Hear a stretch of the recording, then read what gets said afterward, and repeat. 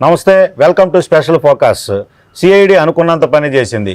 దానికి వైసీపీ అధిష్టానం ఒత్తిడా లేదంటే జగన్మోహన్ రెడ్డి ప్రయోగమా అనేటటువంటిది చర్చ జరుగుతుంది. ప్రస్తుతం ఇన్నర్ రింగ్ రోడ్డు సంబంధించినటువంటి కేసులో లోకేష్ను కూడా చేరుస్తూ ఛార్జ్షీట్ దాఖలు చేయడం జరిగింది. చంద్రబాబు, లోకేష్, లింగమనేని రమేష్తో పాటు మంత్రి నారాయణ కూడా ఇందులో ఉన్నారు. ఇంత హడావుడిగా ఛార్జ్షీట్ వేయడానికి సంబంధించి ఏం చెప్తారో హైకోర్టు సీనియర్ అడ్వకేట్ రజనీ గారు మనతో ఉన్నారు. మేడం నమస్తే. తడావుడిగా ఐఆర్ఆర్ కేసుకు సంబంధించి ఛార్జ్షీట్ వేయాల్సిన అవసరం ఏముంది? అలాగే ఇందులో లోకేష్ పేరును చేర్చడం కానివ్వండి, ఇదంతా రేపు జరగబోయే ప్రచారంలో పేర్లను వాడుకోవటానికేనా అనేది ప్రజల్లో చర్చ. మేడం మీరేమంటారు? ముఖ్యంగా ఐఆర్ఆర్ అండి, inner ring road alignment case. దీనికి సంబంధించి రాష్ట్రానికి రాజధాని లేదు, రోడ్డుల్లో ఏం స్కాములు జరిగిందిరా మగడా అని అడుగుతున్న టైంలో అసలు ఈ రోడ్డట ఇలా మెలిక తిరగడం వల్ల అదేంటది లింగంనేని రమేష్ గారి ఆస్తులు రెట్టింపు అయిపోతున్నాయంట. ఆయన దానికి బదులుగా హెరిటేజ్కి కొంత భూములు లబ్ధిగా ఇస్తున్నారట. దీన్ని క్విడ్ ప్రోకో అంటారట. మరి మనకైతే తెలియదు, మనం అంత చదువుకోలేదు కదండి. మన అందరికీ తెలిస్తే విజయనగరం నుంచి వైజాగ్కి కనెక్ట్ చేస్తున్న భోగాపురం ఎయిర్పోర్ట్ మనం చూసుంటాం. ఆ భోగాపురం హైవే దాటుతూ ఒక 6 లైన్లు రోడ్డు వేస్తారు, మీరు చూసుంటాయి. మొన్న మధ్యనండి యోగాళం సాక్షిగా మనం వెళ్లాల్సి వచ్చింది, లైవ్లో చూశాను. రాడిసన్ అని ఒక అద్భుతమైన హోటల్ ఉందండి. అంత గొప్ప 6 లైన్లు రోడ్లు తిరుగుతున్న రాడిసన్ హోటల్కి ఇంత దెబ్బ తగలలేదండి. ఇదేంట్రా బాబు, రాడిసన్ హోటల్ కనీసం ఎంట్రన్స్ గేట్ దగ్గరన్నా పోయిద్దాం, అది కదిలిద్దాం అనుకున్నా కదలలేదండి. ఎందుకు కదలలేదా అని క్విడ్ ప్రోకోలాగా ఆలోచిస్తే దాంట్లో 50% పైచులకు షేర్స్ విజయసాయిరెడ్డి గారు, అంటే మన A2 అండి, మన పరిభాష మాట్లాడుకుందాం కదా, A2 గారు ఏదైతే ఎంపీ గారు, ఆయన షేర్లు, ఆయన బంధువుల షేర్లు ఉన్నాయట. అందుకే వాటికి దెబ్బ తగల. దీన్నే క్విడ్ ప్రోకో అంటారు. 6 లైన్లు వస్తున్నప్పుడు ఎక్కడా వాటికి సంబంధించిన ఆస్తులు పోకుండా దాన్ని వంపు సొంపులుగా తెప్పినటువంటి రాడిసన్ హోటల్కి లాభాలు, లబ్ధిలు, దాంతో టైఅప్లు, వాళ్ళని బెదిరించడాలు, కంపల్సరీ షేర్ ఇప్పించుకోవడాలు, లేకపోతే మీ రోడ్డు కట్ అయిపోతుంది, మీ గేట్ పోతుంది, మీ స్విమ్మింగ్ పూల్ కట్ అయిపోతుంది అంటూ భయభ్రాంతులు. దీన్ని క్విడ్ ప్రోకో అంటారు. అంటే వాడుక పరిభాషలో కాగితాల మీద నష్టం జరిగిందంటాడేంటి? రాష్ట్రంలో ఒక్క ఇటుక మీద బొచ్చాడు భారతీయ సిమెంట్ అయిన నువ్వు ఇన్నర్ రింగ్ రోడ్ అలైన్మెంట్లో అద్భుతాలు జరిగిపోయినాయా? ఎన్ని లక్షల కోట్ల లాస్ వచ్చిందమ్మా? క్విడ్ ప్రోకో అంట. ఈ లైన్ ఇటు తిరగడం వల్ల ఆయన ఆస్తులు పెరిగిందంట. తిరిగిందా అంటే తిరగలేదు, తిరిగితే పెరుగుండేదిగా, అందుకని కేసేసాం సార్. తిరగలేదు కదా సార్. ఆ కత్తి అటు విసురుంటే వాడి ప్రాణం పోయిండేది. ఒకవేళ విసిరితే ప్రాణం పోయి ఉంటే ముందే అరెస్ట్ చేస్తే పని అయిపోలా? అదేంటి సార్, ముందే అరెస్టులా చేస్తారు సార్? ఆ లైన్ అటు తిరుగుతుంది ఇటు తిరుగుతుందని మీరు ఎలా కళ్ళగంటారంటే కాగితాల మీద ఉందిగా. సరే, కాగితాల మీద ఉండి ఇంప్లిమెంట్ అవ్వలేదు కదా, ఇంకా రోడ్డు ఇంకా వేయలేదు కదా, రాజధాని ఏది అసలు? పోనీ ఆయన ఆస్తులు లక్షల కోట్లు అయిపోతే ఆయన దానికి బదులుగా ఇది ఇస్తాడని ఎక్కడన్నా ఆధారం ఉందా అంటే అవన్నీ తెస్తారట. ముందు అరెస్ట్ చేయండి అన్నారు. పాపం ఏదో తండ్రి అరెస్ట్ అయ్యాడు, అదే టైంకి కొడుకును కూడా అరెస్ట్ చేయాలని చూశారండి.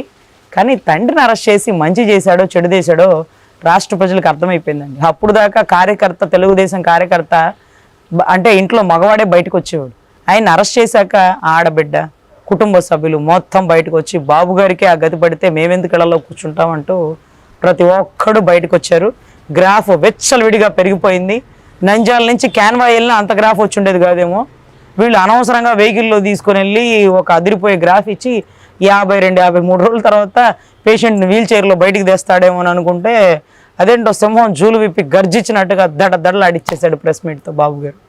సో ఇదేంట్రా బాబు, తండ్రి పోతేనే ఎంత గ్రాఫ్ వచ్చేసింది, మళ్ళీ కొడుకుని లోపలేస్తే ఇబ్బంది అయిద్దంటూ ఆయన అరెస్ట్ చేయని మూమెంట్ అండి. లేకపోతే సాయంత్రానికల్లా లోకేష్ గారు అరెస్ట్ అయిపోతారు అన్న వార్తా కథనాలు వచ్చేసింది. సిఐడి ఇంట్రాగేషన్ చేస్తూ సిఐడి నన్ను అడిగితే నన్నే క్వశ్చన్ అడగాలి కదా.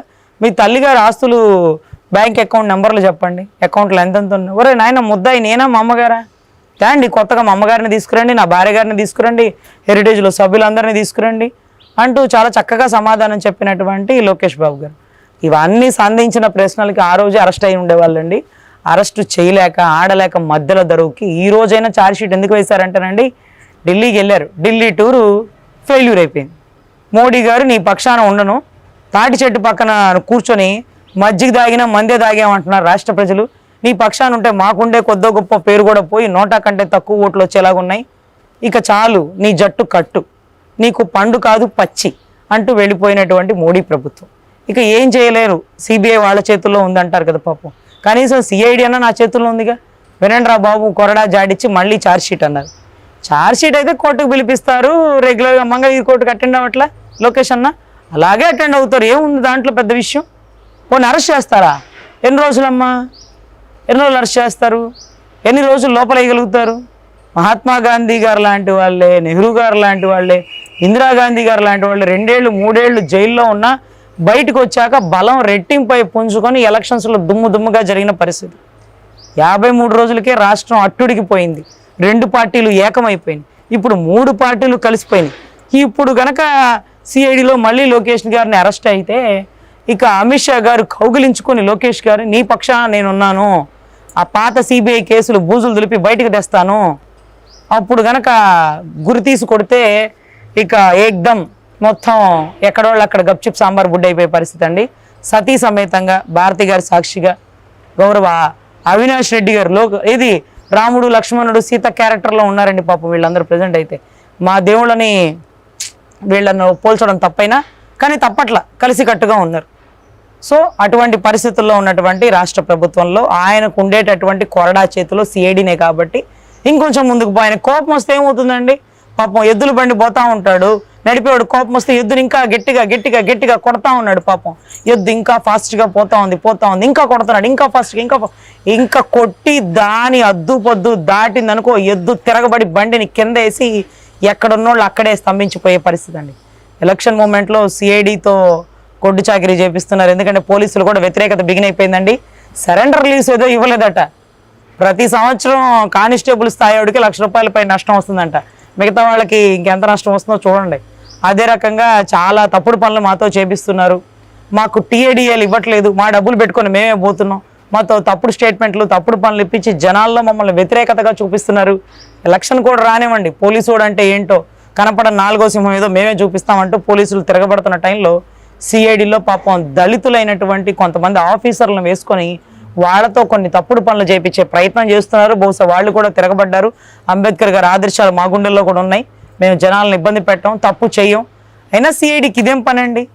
నిన్నటి రోజు మాకు కొరటిపాటుకు సంబంధించి ఒక అమ్మాయి సూసైడ్ చేసుకుంది. గుడికి వెళ్ళింది, భోజనం చేసింది, లోపలికి వచ్చింది, సూసైడ్ చేసుకుంది.